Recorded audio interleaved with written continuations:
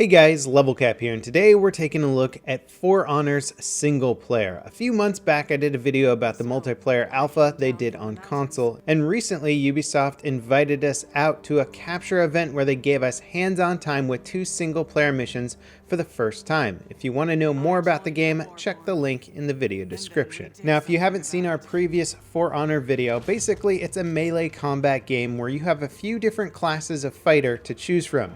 At the capture event, we played one mission from the Viking Raider and Night Warden campaigns. Despite each class having minor differences, they're all equally viable in most situations. But that has more to do with all the classes sharing the same core mechanics of the 3 directional attacking and blocking than anything else. Once you understand the basic combat system, learning each class's slight variation of it should be a pretty quick process. That said, a lot of the really cool aspects of this game come from the nuanced differences between the fighting styles. So if you like big, heavy weapons and head-on combat, you'll only get that feeling from a heavy class like the Viking.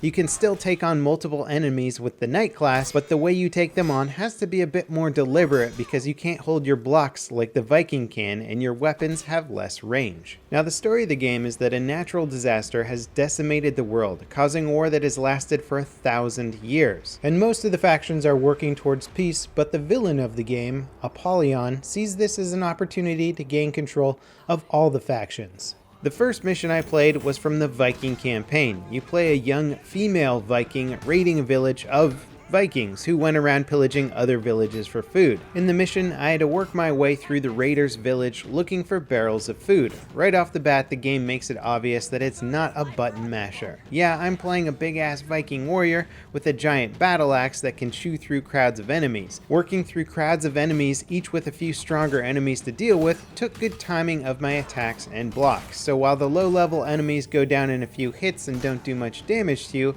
not being careful with more powerful enemies is an easy way to get yourself killed in a hurry. And as soon as I ran into my first higher level enemy, I got my ass handed to me because I did a terrible job of blocking their attacks and didn't deal with the archers shooting me beforehand. My second try went much better until I got to the mission's boss, Ragnar. This dude kicked my ass a good 5 times. And while the game does a really good job of telegraphing when enemies are going to attack and how to block them, the guard break attack is really hard to counter, and Ragnar loves to guard break. And a lot of these abilities and moves translate to the multiplayer combat, so getting good from single player attacks and learning how to counter abilities during your single player missions will actually translate into multiplayer skill. And the cool thing is that despite getting hit by Ragnar's guard break, I could still defend myself from his follow-up attacks. Enemies can stun you and hit you with unblockable attacks, but for the most part you never feel cheated. Ragnar's guard break adds the challenge of fight without it being a cheap shot mechanic. In the end, I took my time,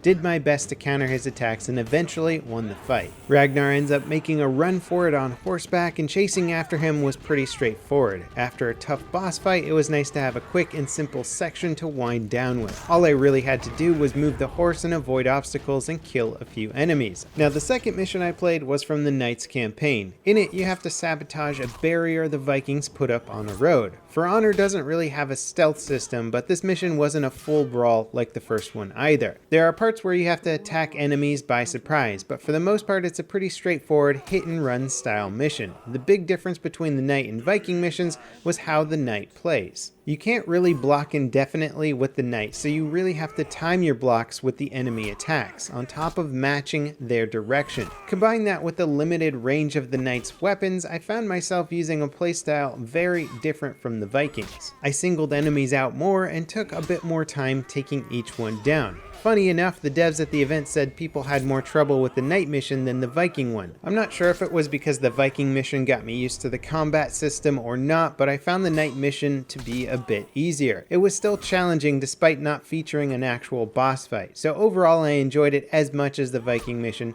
just for different reasons. And of course the version of the game we're playing is still a work in progress, so I assume there's plenty of time for them to try and change up difficulty levels or balance things out as they see fit. Overall, I really enjoyed my time with For Honor's single player. The combat feels great, and it's got a fairly intuitive system for getting good at it, which is important for players like me who don't have a huge amount of experience with melee combat games. It's pretty clear that Ubisoft put the gameplay as their top priority. The devs told me the single player was built to be a compelling experience, serving as both a way to build the game's world and story as well as something that prepares you for multiplayer. I think most people are going to go through single player to get a good feel for all the classes before diving into multiplayer, where they'll end up spending most of their time. I know I really liked the multiplayer alpha from a few months ago, so I don't think it will be a disappointment, especially for the people that like the game's combat system. Something that I really admire about this game is that it's a melee combat game that's putting an emphasis on multiplayer combat. The single player is there, it's fun,